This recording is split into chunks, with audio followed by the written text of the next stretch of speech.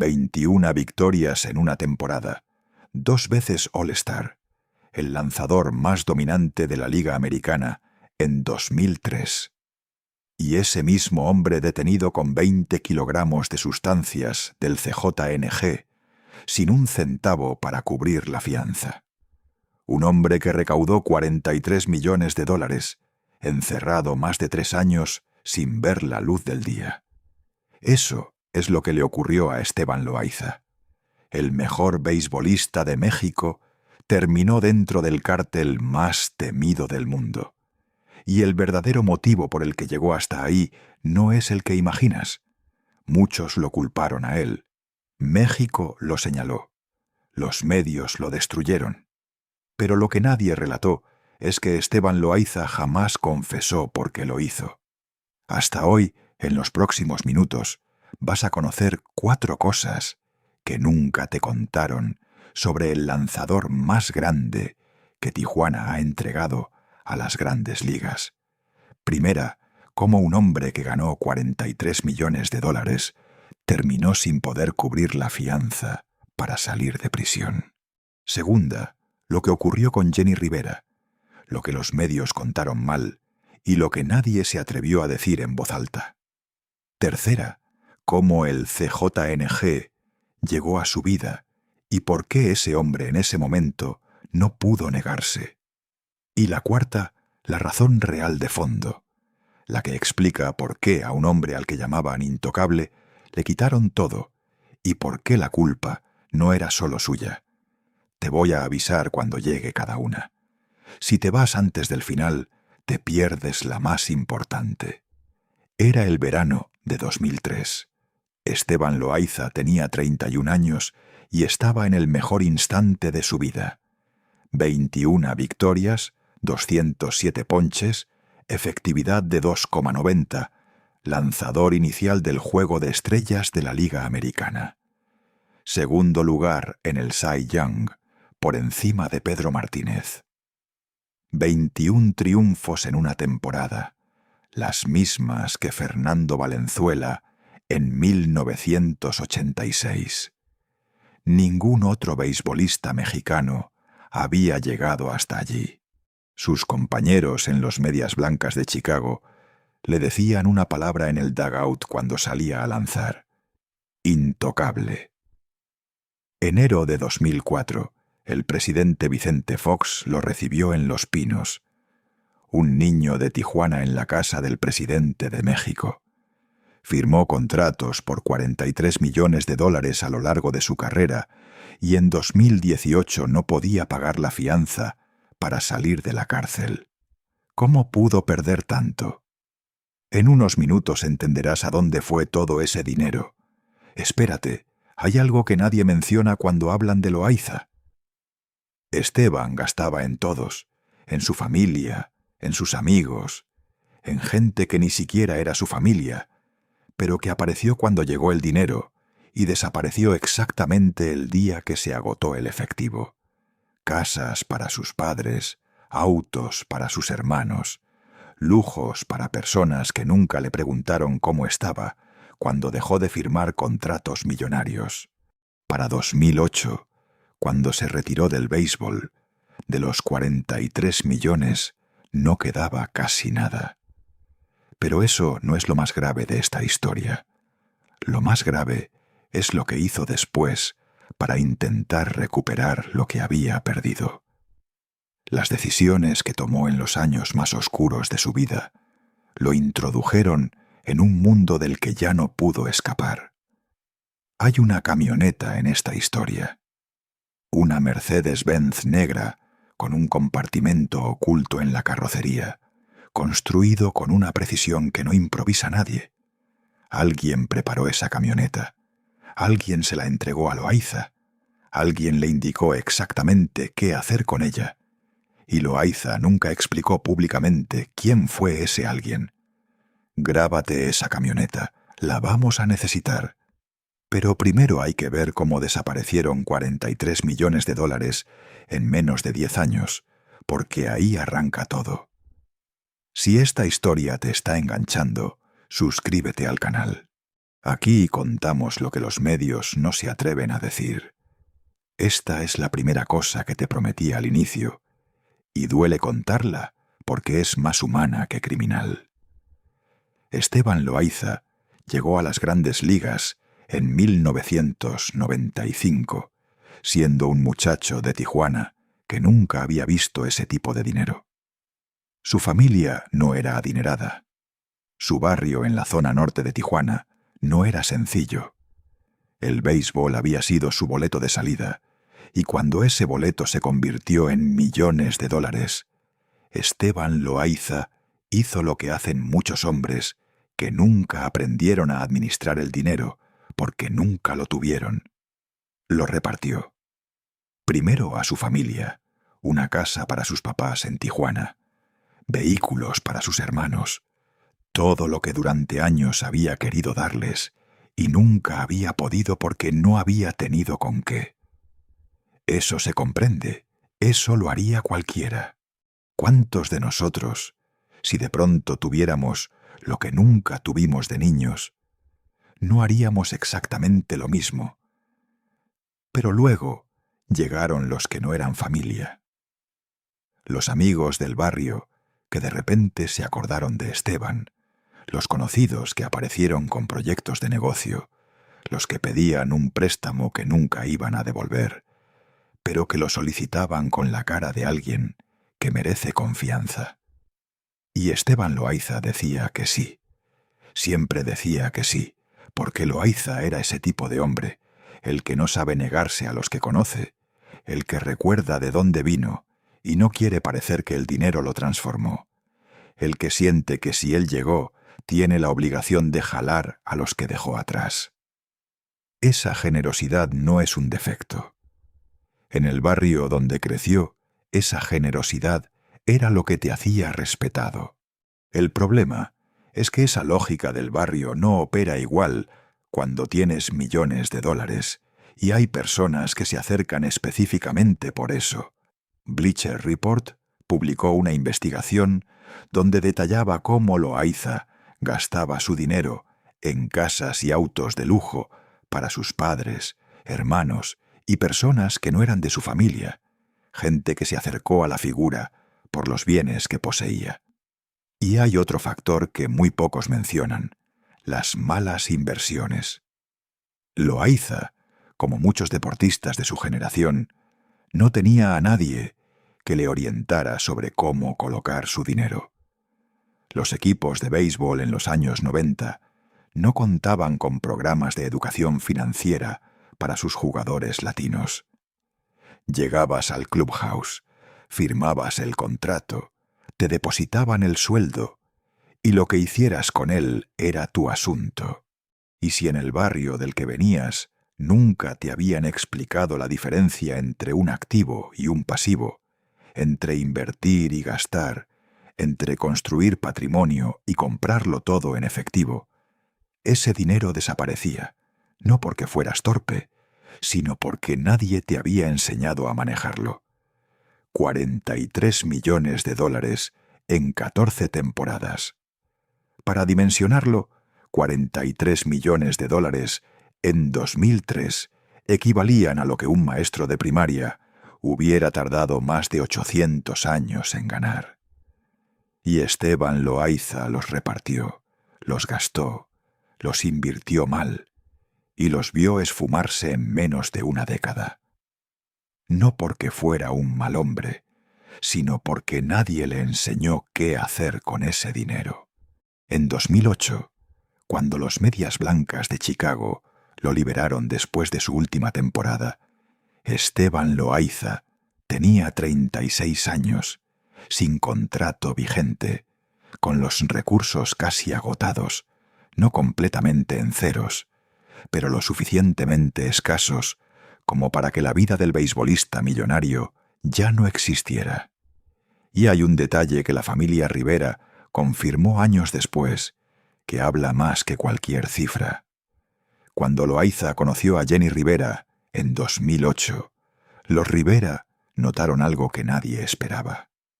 Cuando nos dimos cuenta de que las cosas no estaban financieramente bien con él, nos sacamos de onda porque era uno de los lanzadores mexicanos que más dinero había generado en la historia. Eso dijo Juan Rivera, hermano de Jenny, en una entrevista. 2008, el año que Loaiza dejó el béisbol, el año que lo conocieron, y ya entonces las cosas no marchaban bien económicamente. Un hombre que había ganado $43 millones con problemas de dinero a los 36 años. Eso es lo que nadie contó cuando lo arrestaron. Los medios solo cubrieron los 20 kilogramos, pero los 20 kilogramos vinieron después, mucho después. Y para entender cómo llegaron, hay que entender lo que sucedió en los 10 años entre 2008 y 2018. Los 10 años más oscuros de la vida de Esteban Loaiza.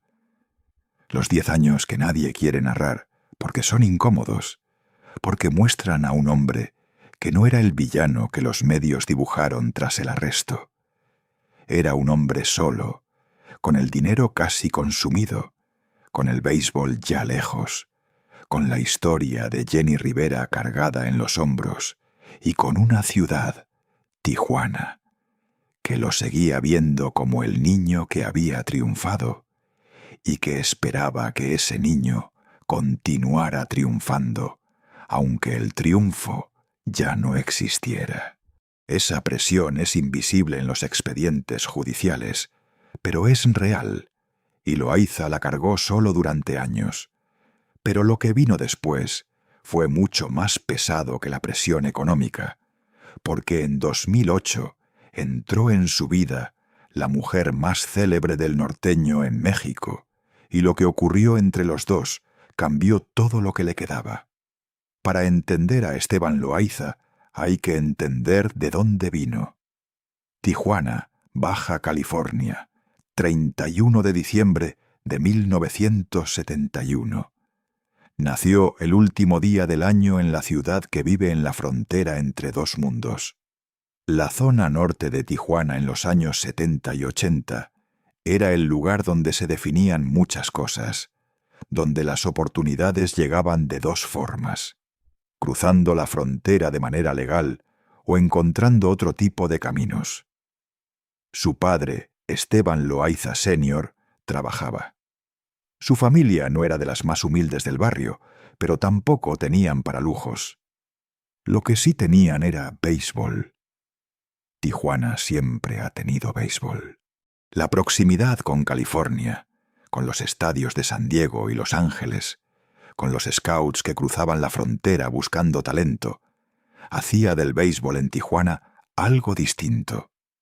No era solo un deporte, era un boleto. Y Esteban Loaiza lo entendió desde muy pequeño. Pero creció en Imperial Beach, California, el lado americano de la frontera. Estudió en la Mar Vista High School. Imperial Beach está literalmente pegada a la línea fronteriza, la playa del Pacífico, la arena, el océano, y a 4 cuadras el muro que divide México de Estados Unidos. Los niños que crecen ahí aprenden desde chicos que habitan un lugar que no es completamente ningún lado. Algunos se quedan en California para siempre, otros cruzan y se instalan en México. Y hay quienes pasan toda la vida moviéndose entre los dos. Esteban Loaiza fue de los terceros. México lo reclamaba como su propio héroe. Estados Unidos era donde jugaba, donde ganaba, donde vivía. Y Tijuana estaba en medio de los dos, siempre en medio. Esa condición de frontera no es solo geográfica, es una forma de ver el mundo en la que nunca eres completamente de ningún lado. En el clubhouse de los equipos americanos era el mexicano. En México, cuando regresaba de visita, era el que se había ido al otro lado, nunca completamente de ningún lado. Y hay algo que le dijo a un periodista en 2003, en el mejor momento de su carrera, que revela exactamente eso. Le preguntaron con qué selección nacional hubiera querido jugar si hubiera tenido la opción. Y Loaiza respondió que con México, sin dudarlo, que aunque había crecido en California, él era mexicano, de Tijuana, de la zona norte. Esa respuesta dice todo sobre quién era este hombre. No el Cy Young, no los Yankees, no los Pinos. Cuando le preguntaron qué era, respondió: mexicano. En 1991, con 19 años, los Piratas de Pittsburgh lo firmaron como agente libre, sin ser seleccionado en el draft, sin que nadie lo buscara especialmente. Solo un muchacho que había lanzado bien en la preparatoria y que convenció a un scout de que merecía una oportunidad. 4 años en las ligas menores. 4 años de autobuses, hoteles baratos, ciudades pequeñas. 4 años comiendo lo que había y durmiendo donde se pudiera. Los peloteros que pasan por las ligas menores y llegan a grandes ligas son una minoría. La mayoría nunca llega. Y los que llegan desde México sin ser seleccionados en el draft, sin el respaldo de academias y contratos grandes, son una minoría dentro de esa minoría. Loaiza era de esos, el que nadie esperaba que llegara y que llegó. Pero Loaiza no se lamentaba de los años difíciles, porque había visto Tijuana, había visto a los amigos del barrio que se quedaron, sabía exactamente cuál era la alternativa, y la alternativa no era mejor. El 29 de abril de 1995, Esteban Loaiza debutó en Grandes Ligas con Pittsburgh. Le ganó a los Phillies de Filadelfia 3-2. El lanzador número 37, de origen mexicano, en pararse en el montículo de las Grandes Ligas. Tenía 23 años y ese día llamó a su familia desde el teléfono del estadio para decirles que lo había logrado. Lo que siguió fue una carrera que no fue lineal. Pittsburgh, Texas, Toronto, Chicago. 8 equipos en 14 años. Un pitcher que cuando estaba bien era muy bueno y cuando estaba mal era inconsistente. Pero había un año que separaba a Esteban Loaiza de todos los demás lanzadores mexicanos en la historia. 2003, ese año que cambia todo lo que sigue en esta historia. Pero antes de ir al 2003, hay algo que muy poca gente conoce sobre Loaiza y que está en el centro de por qué las cosas terminaron así. Esteban Loaiza era de las personas que más necesitaban pertenecer a algo, no al béisbol como deporte, sino a un grupo, a una familia, a algo que lo recibiera. Creció moviéndose entre 2 países, entre 2 identidades, entre 2 versiones de sí mismo. En México era el americano que había triunfado del otro lado. En Estados Unidos era el mexicano que había cruzado la frontera. Nunca fue completamente de ningún lado, y esa soledad de no pertenecer del todo a ningún lugar fue la grieta por la que entró todo lo que vino después.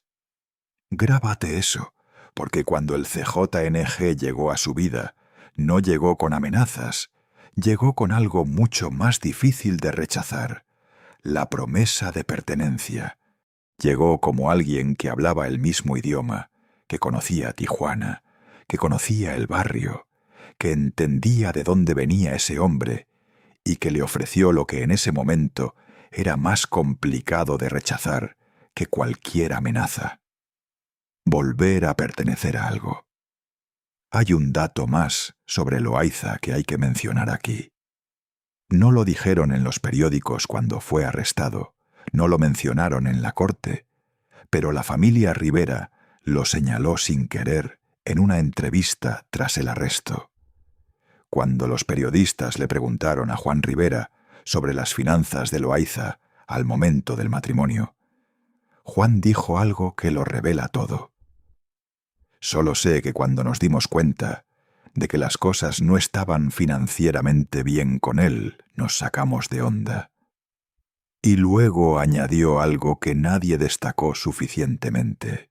No sé lo que pudo haber ocurrido con su fortuna después de divorciarse de Jenny, ya que era uno de los deportistas que más dinero habían generado en la historia del béisbol mexicano.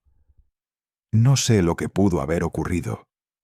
Solo eso dijo un hombre que fue cuñado de Loaiza, que lo conoció de cerca durante años y que no sabía qué había pasado con ese dinero. Nadie lo sabía, ni la familia, ni los amigos, ni los periodistas.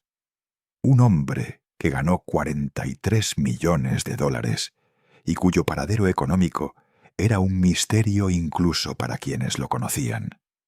Eso es lo que hay en el fondo de esta historia, no el crimen del 9 de febrero de 2018, sino los años oscuros que lo precedieron, los años en que nadie sabía bien qué hacía Loaiza, donde vivía en la frontera cruzando de un lado al otro, donde el dinero seguía sin aparecer. Grábate eso, porque cuando el CJNG llegó a su vida, no llegó con amenazas, llegó con algo mucho más difícil de rechazar, la promesa de pertenecer a algo otra vez. Pero eso te lo cuento más adelante. Primero necesitas ver la cima, porque sin ver la cima, la caída no tiene el peso que merece. Suscríbete al canal y activa la campana para no perderte historias como esta, que los medios no se atreven a contar completas. Esta es la segunda cosa que te prometí al inicio, y es la que más le dolió a México, porque involucra a dos personas que México quería. Diciembre de 2008, Esteban Loaiza tenía 36 años y acababa de retirarse del béisbol sin contrato, sin equipo, sin el deporte que lo había definido toda su vida. Ese año, en una reunión social en California, conoció a Jenny Rivera, la diva de la banda, la cantante de banda mexicana más importante de su generación, la mujer que había edificado su carrera desde cero, con 5 hijos, sin dinero y sin que nadie le regalara nada. Jenny Rivera, en 2008, era un fenómeno. 25 millones de copias vendidas, estadios repletos, el primer lugar en el Billboard Latin, una figura que México, especialmente el México del otro lado, seguía con una devoción que pocos artistas generan. Y Esteban Loaiza era el ex pelotero guapo de Tijuana, con nombre en las grandes ligas y una sonrisa que convencía. Se enamoraron, o algo parecido al amor. Salieron juntos durante 2 años. 2 años en los que México los comenzó a seguir como pareja, en que las revistas de espectáculos del otro lado los ponían en portadas juntos. El beisbolista y la cantante, el intocable y la diva de la banda. 2 historias de Tijuana que llegaron lejos desde nada. El 8 de septiembre de 2010 se casaron en Simi Valley, California. 800 invitados, transmisión en televisión. La boda del año en el mundo del espectáculo mexicano en Estados Unidos. México los vio juntos y sonrió. El campeón del béisbol y la reina de la banda. 2 tijuanenses que habían llegado lejos desde nada. 2 historias de trabajo y sacrificio que encontraban su final feliz. Eso fue lo que México observó. Lo que ocurrió adentro de ese matrimonio fue diferente. Desde el inicio hubo algo que no encajaba. Loaiza se había retirado del béisbol en 2008. No jugaba, no tenía contrato activo. Sus recursos estaban prácticamente agotados, y Jenny Rivera era la que trabajaba, la que llenaba los estadios, la que tenía los contratos millonarios, la que sostenía económicamente ese hogar. Jenny Rivera generaba entre 10 y 15 millones de dólares al año en 2010. Era una de las artistas latinas mejor pagadas del planeta. Y Loaiza llegó al matrimonio sin poder contribuir al mismo nivel. Eso en sí mismo no es un defecto. Muchas parejas funcionan con esa dinámica, pero para un hombre que durante 14 años había sido el que firmaba los contratos, el que sostenía a su familia, el que daba lo que los demás necesitaban, estar de pronto en el lado opuesto Era algo que Loayza no sabía cómo procesar. Y la familia Rivera lo notó. Cuando nos dimos cuenta de que las cosas no estaban financieramente bien con él, nos sacamos de onda, dijo Juan Rivera, hermano de Jenny, en una entrevista posterior al arresto de Loayza, porque era uno de los lanzadores mexicanos que más dinero había generado en la historia. Ese comentario lo revela todo. La familia Rivera esperaba que el hombre que se casaba con Jenny tuviera dinero propio, una carrera, un proyecto, algo. Y lo que encontraron fue a un hombre cuya fortuna se había evaporado. Eso generó tensión, no una pelea, no un escándalo, sino esa tensión silenciosa que existe cuando las expectativas no se cumplen y nadie lo dice en voz alta. Los 2 años del matrimonio fueron complicados de maneras que ninguno de los dos narró públicamente con honestidad. Y el 21 de septiembre de 2012, Jenny Rivera se enteró de algo. Lo que exactamente descubrió es lo que más debate ha generado en los años siguientes. Lo que Jenny dijo públicamente fue esto: para una mujer como yo, al darte cuenta de ciertas actividades de algunas personas, son suficiente para haber tomado la decisión que yo tomé. El día 21 de septiembre me percaté de algunas cosas que por lo menos esta mujer que está sentada frente a ti no tolera. No dijo más, no quiso agregar más. Pero lo que se filtró en los medios, lo que la familia Rivera fue confirmando en partes durante los años siguientes, lo que Chiquis Rivera tuvo que defender durante más de una década, fue esta historia. Jenny encontró indicios de que su esposo podría haber tenido un comportamiento inapropiado con Chiquis Rivera, su propia hija mayor. Lo que la llevó a sospechar fue esto: 6 semanas de grabaciones de las cámaras de seguridad de su casa habían sido eliminadas. 6 semanas. La biógrafa Laura Lucio, amiga íntima de Jenny, lo confirmó. Lo peor de todo y lo que más hizo dudar a Jenny es que estaban 6 semanas casi borradas de la cámara de seguridad. Eso hace que le entre la duda a cualquiera. Jenny interpretó eso como una prueba. Bloqueó a Chiquis de todos sus medios de comunicación, le cambió las chapas de su casa y el 1 de octubre de 2012 presentó la demanda de divorcio. La explicación oficial: situaciones irreconciliables entre ambas partes. Lo que nunca se explicó de manera oficial fue lo que realmente había descubierto. El 9 de diciembre de 2012, 10 semanas después de presentar el divorcio, el avión privado en el que viajaba Jenny Rivera, de Monterrey hacia Los Ángeles, se estrelló en las montañas de Nuevo León. Jenny Rivera, 43 años, 5 hijos. Murió sin haber hablado con Chiquis desde el 21 de septiembre, sin haber aclarado esa historia, sin haber dicho en voz alta todo lo que pensaba. Y sin haber concluido el divorcio, Esteban Loayza quedó técnicamente viudo de la mujer más famosa del norteño en México, 2 meses después de que ella presentara los papeles, y cargó con esa historia para siempre. Nunca confirmó nada de lo que Jenny sospechó. Nunca lo negó con claridad tampoco. Solo dijo que respetaba la memoria de Jenny y que no iba a hablar del tema. Chiquis Rivera lo negó todo durante años, años de entrevistas, de podcasts, de declaraciones en los que tuvo que defender su nombre contra una acusación que su propia madre se llevó a la tumba creyendo.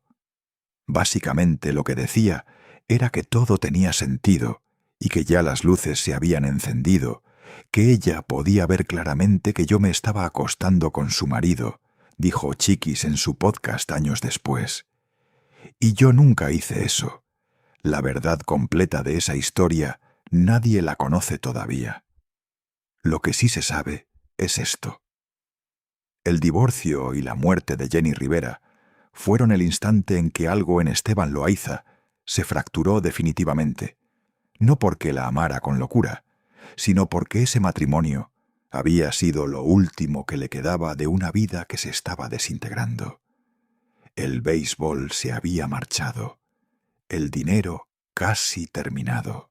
La familia Rivera, que lo había recibido con los brazos abiertos, de pronto lo miraba como alguien que había traicionado a su hermana, a su hija.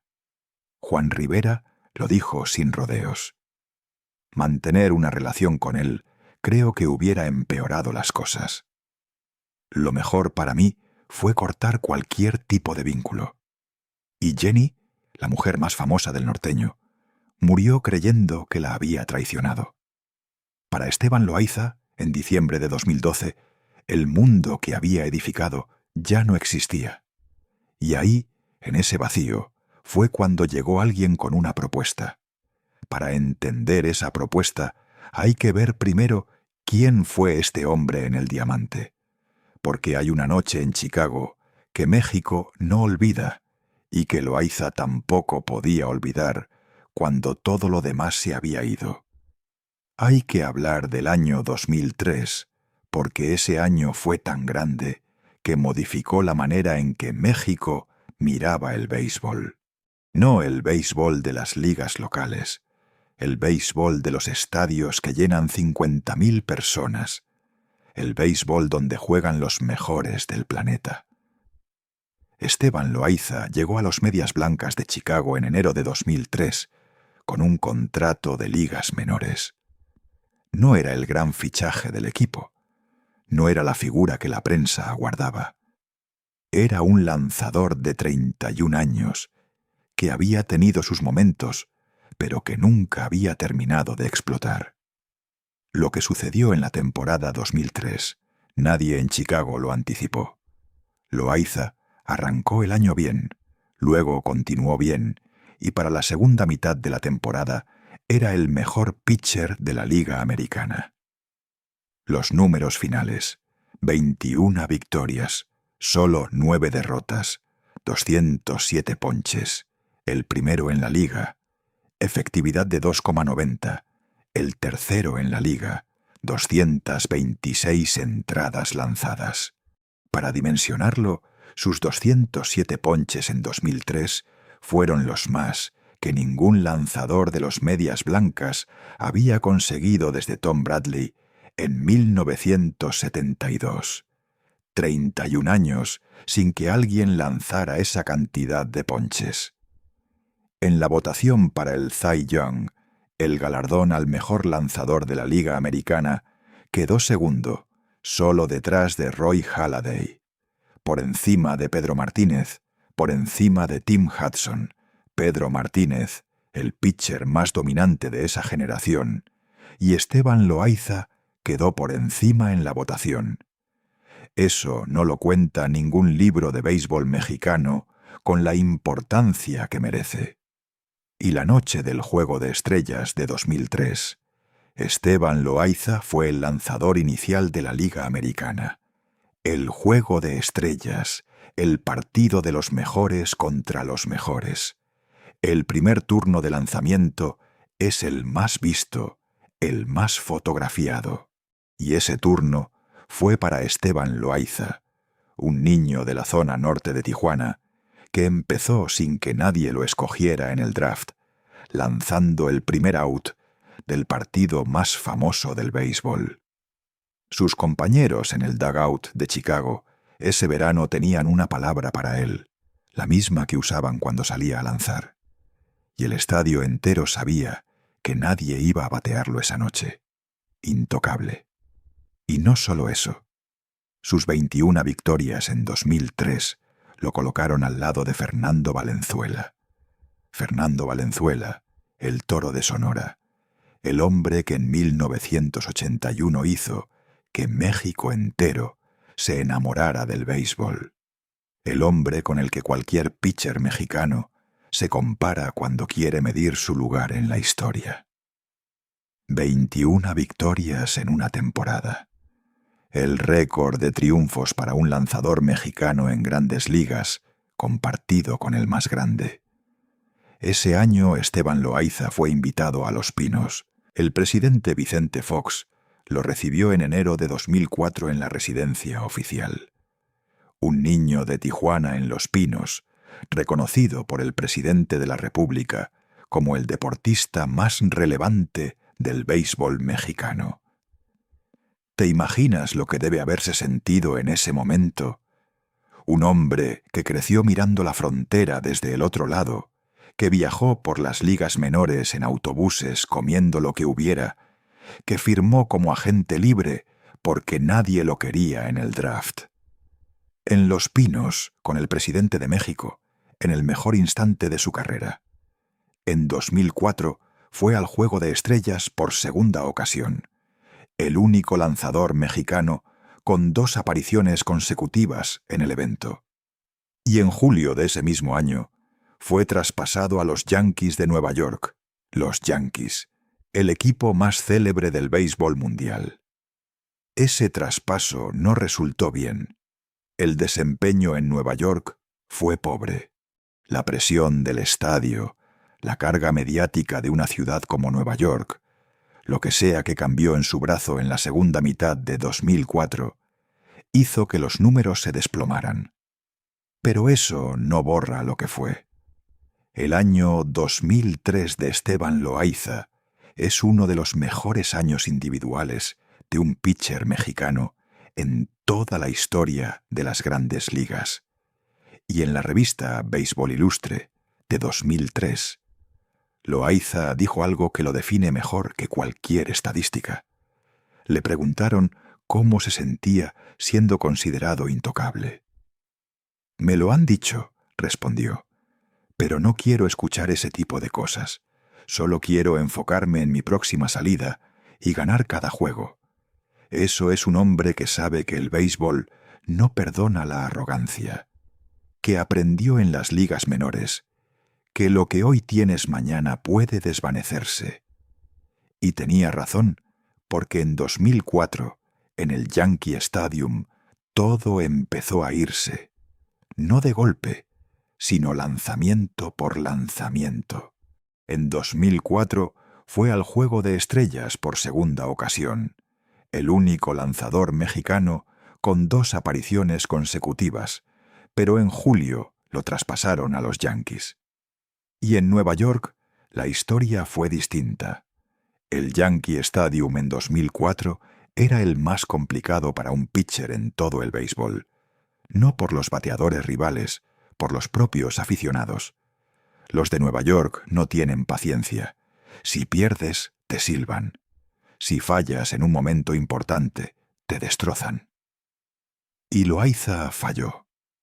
Su efectividad en agosto con los Yankees fue de 8,46. El mismo hombre que en julio era el mejor de la liga. El mismo catcher que en Chicago ponchaba a todos. En Nueva York no funcionó igual. Lo enviaron al bullpen y desde ahí vio los playoffs de 2004 como espectador. En noviembre de 2005, los Atléticos de Oakland firmaron a Esteban Loaiza con un contrato de 3 años por $21.400.000. Ese fue el contrato más cuantioso de su carrera. El reconocimiento de que aunque 2004 había sido difícil, el 2003 seguía en la memoria de los equipos. Pero Oakland fue peor que Nueva York. Las lesiones llegaron desde el principio. Una tensión en el trapecio, luego el hombro, luego la espalda. La velocidad de su recta bajó de 95 millas por hora a 82. En béisbol de Grandes Ligas, 82 millas por hora es bateable con facilidad. Los lanzadores de ligas menores tiran más fuerte que eso. Loaiza perdió 3 de sus primeras 4 salidas en Oakland con una efectividad de 8,35. En una de esas salidas le anotaron 10 carreras en 2 entradas los Reales de Kansas City, el equipo con el peor récord de la liga en ese momento. Ese fue el punto más bajo de su carrera dentro del campo. Terminó la temporada de 2006 con marca de 11-9, números aceptables para la mayoría de los lanzadores. Para un hombre que cobraba $7 millones por temporada, aceptables no era suficiente. En 2007, las lesiones lo sacaron la mayor parte de la temporada. Los Dodgers de Los Ángeles lo reclamaron en agosto, de regreso a California, a 40 minutos de Tijuana en carro, casi en casa.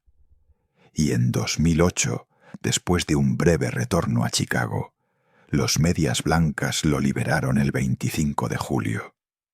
Fin de la carrera, sin anuncio especial, sin ceremonia, sin que los estadios que había llenado le dijeran adiós. Solo la noticia de que estaba libre, que cualquier equipo podía firmarlo, que ninguno lo hizo. 14 temporadas en Grandes Ligas, 8 equipos distintos, 1.382 ponches en total, un récord mexicano compartido con Fernando Valenzuela, 2 Juegos de Estrellas, un segundo lugar en el Cy Young, una visita a Los Pinos, $43 millones en contratos y el apodo que sus compañeros en Chicago le gritaban cuando salía al montículo. Intocable. Pero fuera de las líneas blancas del diamante, la historia era distinta, y los 10 años que siguieron al retiro fueron los que lo condujeron a la camioneta negra, a los 20 kilogramos, a la prisión sin sol en Seattle. Esta es la tercera cosa que te prometí al inicio, y es la más difícil de relatar, porque implica hablar del CJNG, del Cártel Jalisco Nueva Generación, la organización criminal más peligrosa de México en el momento del arresto de Loaiza. El CJNG, en 2018, no era una organización cualquiera. Era el cártel que más territorio había conquistado en México en la última década, el que operaba en más estados, el que había desafiado al ejército mexicano con emboscadas y armamento de guerra, el que controlaba buena parte del tráfico de sustancias por el cruce de Otay entre Tijuana y San Diego. Ese fue el cártel al que apareció vinculado el nombre de Esteban Loaiza. No el cártel de Sinaloa, no una organización local de Tijuana, el CJNG. Y la pregunta que México nunca respondió bien es esta: ¿cómo llega el CJNG a la vida de un ex-beisbolista retirado en Imperial Beach, California? La respuesta no es sencilla, y no comienza en 2018, empieza mucho antes.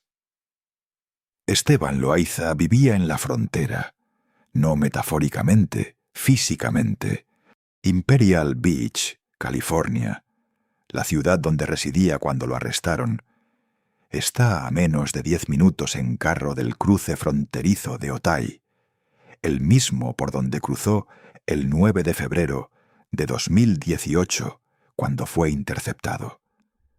Tijuana está del otro lado, y Tijuana en los años que siguieron al retiro de Loaiza era el epicentro de la guerra entre cárteles, por el control de la plaza más importante del tráfico en la frontera con California.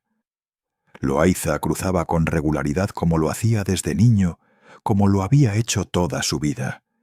Tenía familia en Tijuana, tenía conocidos en Tijuana, tenía una vida que se extendía de un lado al otro de la frontera, como siempre había sido desde pequeño. Y en ese cruce cotidiano, en algún punto entre 2012 y 2018, alguien lo encontró. No en un callejón oscuro, no con una pistola en la cabeza, con algo mucho más difícil de rechazar. Lo que el semanario Z de Tijuana, el medio de investigación que más ha cubierto el narco en Baja California, confirmó fue esto: el arresto de Loaiza fue parte de una investigación federal que corporaciones policíacas de Estados Unidos desplegaban para desmantelar una red de narcotráfico del CJNG. No fue un error de tránsito que por casualidad encontró droga. Fue una operación planeada. Las autoridades llevaban tiempo siguiendo esa red, y el nombre de Loaiza aparecía en esa investigación antes del 9 de febrero de 2018. Eso significa que las autoridades ya lo tenían en su radar antes de interceptarlo en el cruce de Otay. Y también significa que Loaiza no era un operador nuevo ni casual. Era parte de algo que llevaba tiempo funcionando. Lo que nunca se supo con precisión es cuánto tiempo llevaba haciéndolo y cuántas veces había hecho ese mismo recorrido antes de que lo detuvieran. El 9 de febrero de 2018, viernes. Como lo hacía regularmente, Esteban Loaiza cruzó la frontera en el cruce de Otay en una Mercedes-Benz negra, junto con otros 3 vehículos que también estaban siendo vigilados. Los agentes lo interceptaron en la línea fronteriza, lo enviaron a inspección secundaria. Un perro entrenado para detectar sustancias olfateó la parte trasera del vehículo y marcó positivo. Los agentes obtuvieron la orden judicial. Entraron a la casa que Loaiza había rentado días antes en Imperial Beach, una casa sin muebles, sin pertenencias personales, sin nada que indicara que alguien vivía ahí. Solo una camioneta estacionada adentro y debajo de las bolsas, con el apellido Loaiza. 20 paquetes de cocaína, 20 kilogramos, $500,000 en sustancias, suficiente para decenas de miles de dosis. A las 5:56 de la tarde del 9 de febrero de 2018, Esteban Loaiza ingresó a la cárcel del condado en Chula Vista, California. El 14 de febrero, el día de San Valentín, en la Sala 12 de la Corte del Sur del Condado de San Diego, más de 40 periodistas esperaban verlo. Reporteros de deportes, de farándula, de noticias, todos ahí para ver al pitcher más famoso de México entrar esposado a una sala de corte. Loaiza entró, sonrió a su familia que lo aguardaba en los asientos del público. Su abogada anunció que se declaraba no culpable y 5 minutos después la audiencia terminó. Cuando sus abogados solicitaron que fijaran la fianza, la jueza estableció la cantidad. Esteban Loaiza, el hombre que había ganado $43 millones, no pudo pagarla. Sus propios abogados lo dijeron ante la corte. El hombre no contaba con los recursos para cubrirla. 43 millones ganados, 200,000 para pagar, y no había de dónde sacarlos. Eso es lo que más duele de esta historia. No los 20 kilogramos, no el CJNG. El silencio de ese instante en la corte, cuando sus abogados tuvieron que decirle a la jueza que el hombre que llenó los estadios de Chicago no tenía para pagar la fianza. El semanario Z también confirmó algo más. Su novia en ese momento, Rosaura Labra, una residente de Tijuana de 32 años, también fue detenida en relación con la investigación. No solo lo aprehendieron a él, también a las personas que lo rodeaban. La red era más amplia de lo que parecía, y Loaiza estaba en el centro de ella. En agosto de 2018 se declaró culpable. No culpable del cargo federal de importación de sustancias, culpable de posesión con intención de distribución. La diferencia en la sentencia es significativa. Posesión con intención, máximo 10 años. Importación, hasta 20. Sus abogados negociaron, y el 8 de marzo de 2019, la jueza Janice Lynn Sammartino lo sentenció a 3 años de prisión y 5 años de libertad condicional. El fiscal federal no fue gentil en sus palabras. Señor Loaiza tenía fama, tenía fortuna, obtuvo importantes reconocimientos en el béisbol y tuvo oportunidades con las que muchos solo pueden soñar. Muchos jóvenes lo miraban como un ejemplo y como una figura a imitar. Estas circunstancias son muy diferentes a las de muchos acusados. En cierto sentido, este caso se asemeja a circunstancias en las que un individuo abusa de una posición de confianza al cometer un delito. Abusa de una posición de confianza. Esa frase, la posición de confianza, de Esteban Loaiza, era el nombre que había edificado durante 14 años en Grandes Ligas. El nombre que le abría puertas en ambos lados de la frontera. El nombre que hacía que los agentes aduanales no lo miraran con sospecha cuando cruzaba.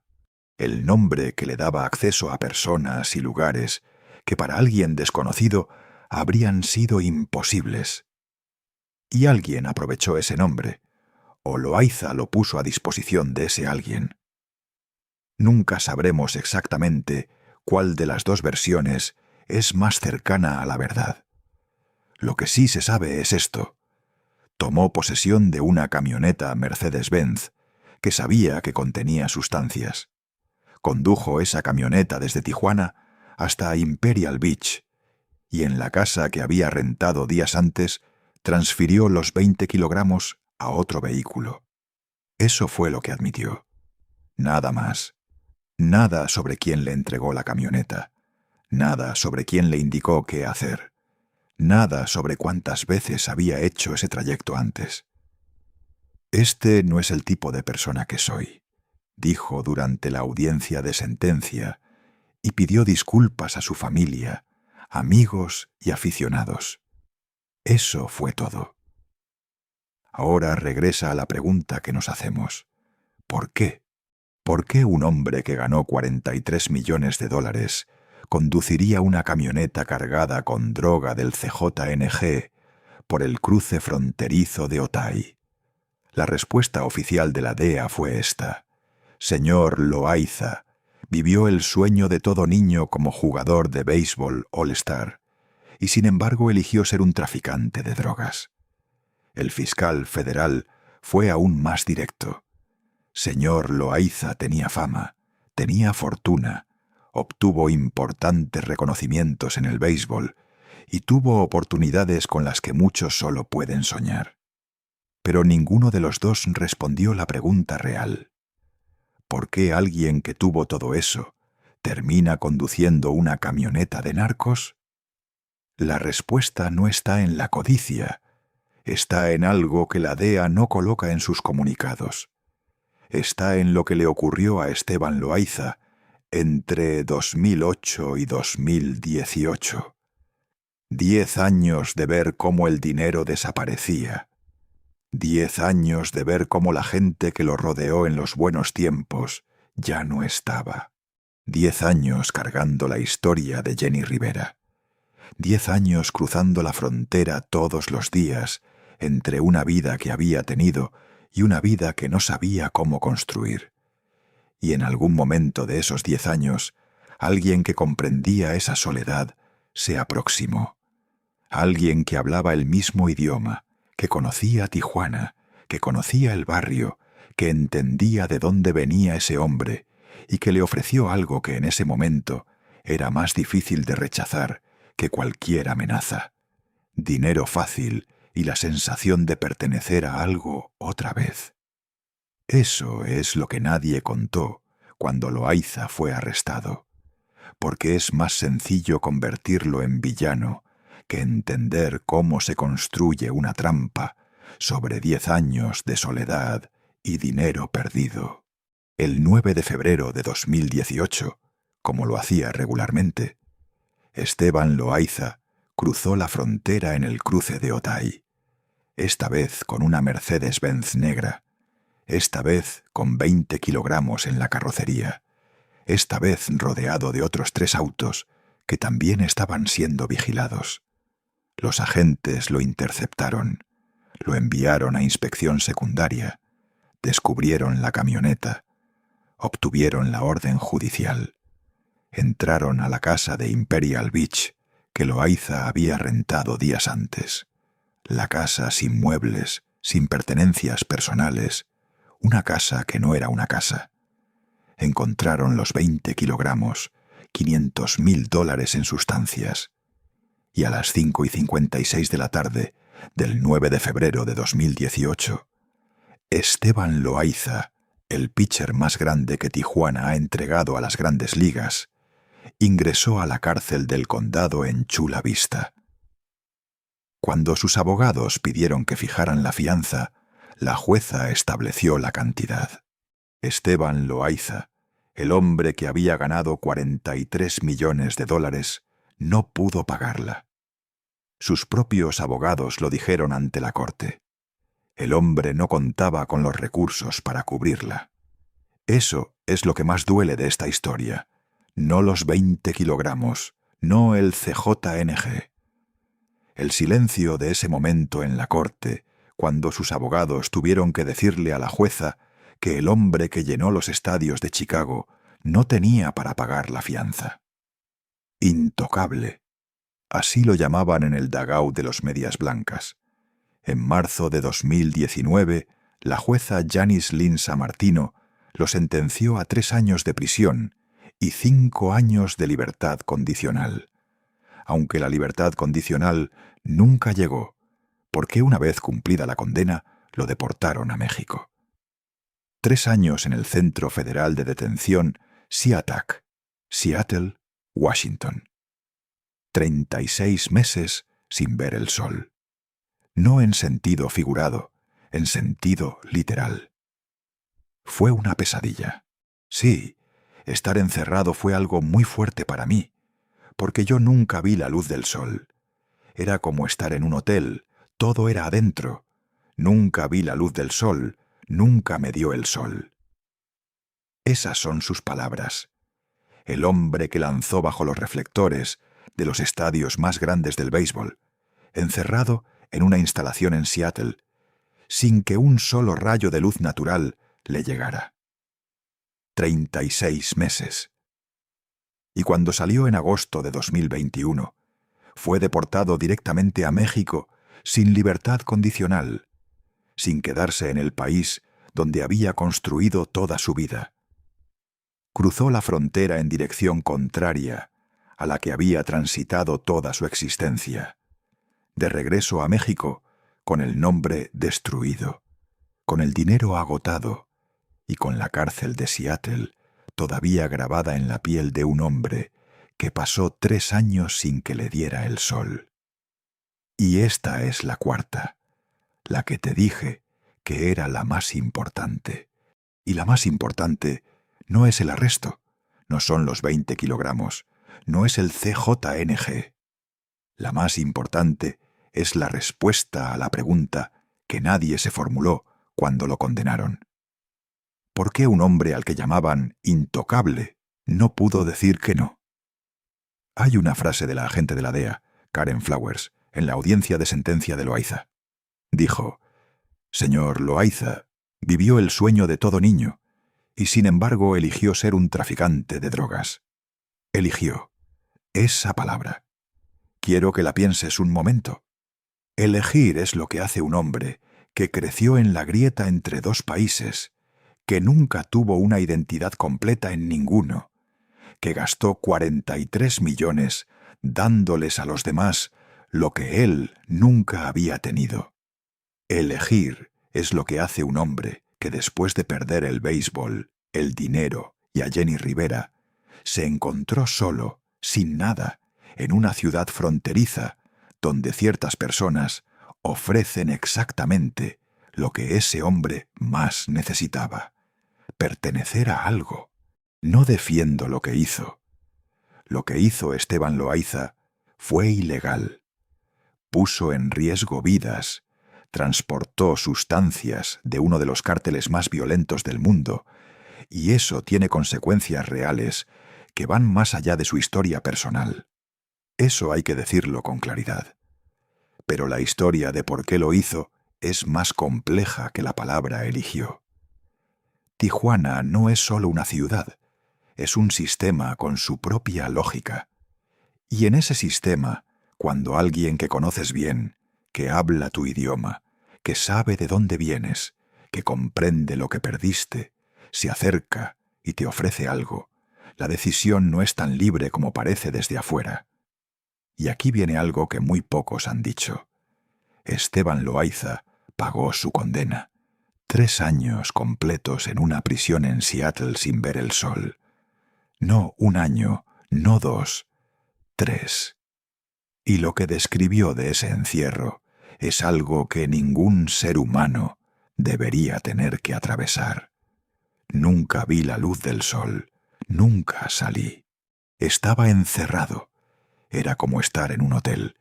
Todo era adentro. 36 meses sin luz natural. Los científicos saben lo que provoca la privación de luz solar en el sistema nervioso de un ser humano.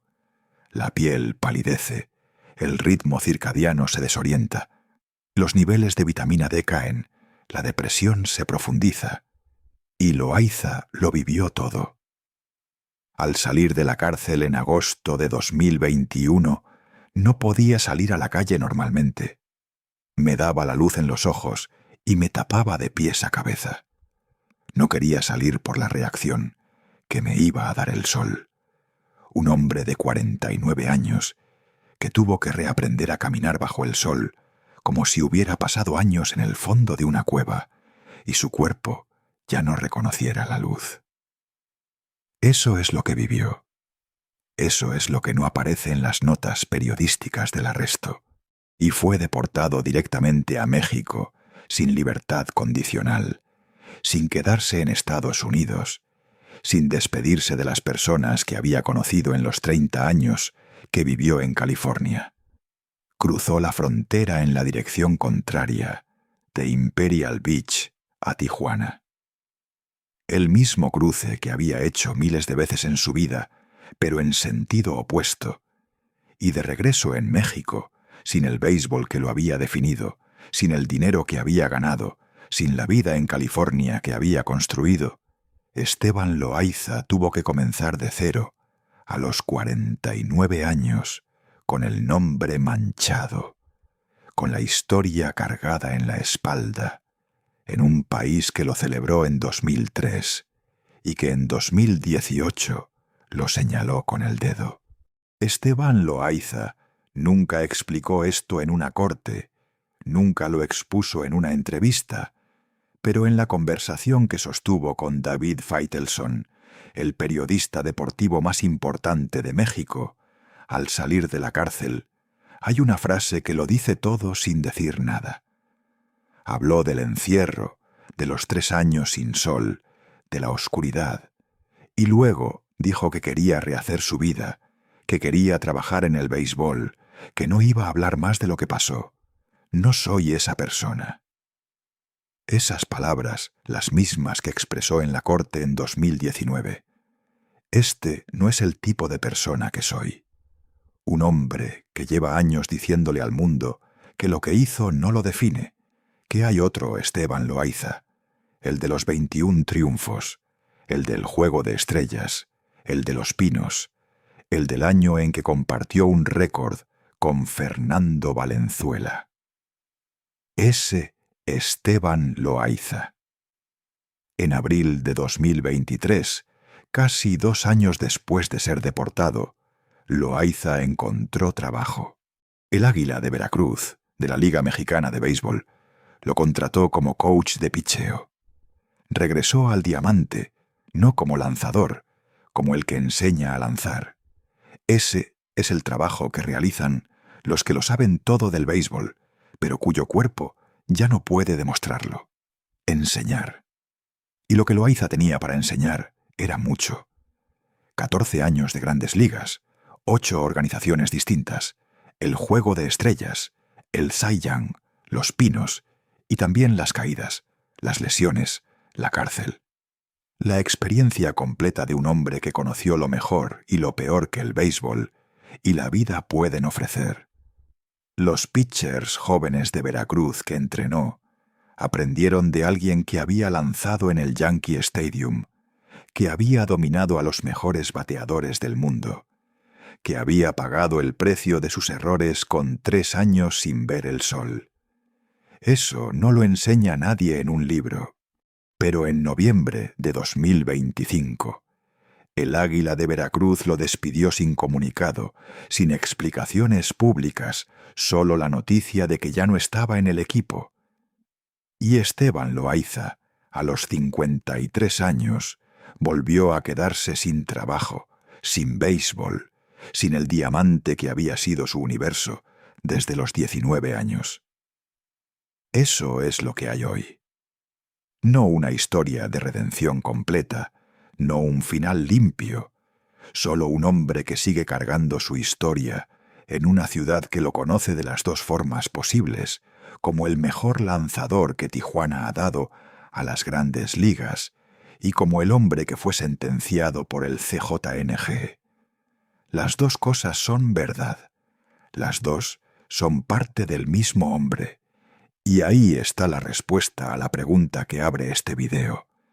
¿Cómo el mejor beisbolista de México acabó dentro del cártel más peligroso del mundo? No de golpe, no por maldad pura, no por codicia simple, sino lentamente, con una cadencia que solo se percibe cuando ya es tarde. Primero el dinero que se fue, luego el béisbol que se terminó, luego Jenny Rivera y todo lo que vino con esa historia, luego los años solos en la frontera, luego alguien que llegó ofreciendo pertenecer a algo, paso por paso. Cada uno por sí solo parece manejable. Juntos construyen una trampa de la que muy pocos hombres salen solos. Y Esteban Loaiza no salió solo. Lo sacaron 3 años en una cárcel de Seattle, sin sol, sin béisbol, sin el mundo que había edificado. Al hombre al que llamaban intocable en el dugout de Chicago, no lo tocaron los bateadores, no lo tocaron los árbitros, no lo tocaron los mejores pitchers del mundo. Lo tocó algo que el béisbol nunca le enseñó a defender. Y eso es lo que queda de esta historia. No la condena, no el CJNG, no los kilogramos. La imagen de un hombre de 53 años que sigue buscando el diamante en una ciudad que lo celebró, lo señaló y que todavía no sabe bien qué hacer con él. Intocable, así lo llamaban. Y así terminó, tocado por todo lo que el béisbol nunca pudo protegerlo. ¿Tú cómo recuerdas a Esteban Loaiza, con ese verano de 2003 en Chicago, cuando nadie lo podía batear y el estadio lo llamaba intocable, o con las imágenes del arresto en la frontera de Tijuana? Cuéntanos en los comentarios, porque en México hay 2 respuestas distintas y las 2 son válidas. Y si esta historia te movió algo, suscríbete al canal.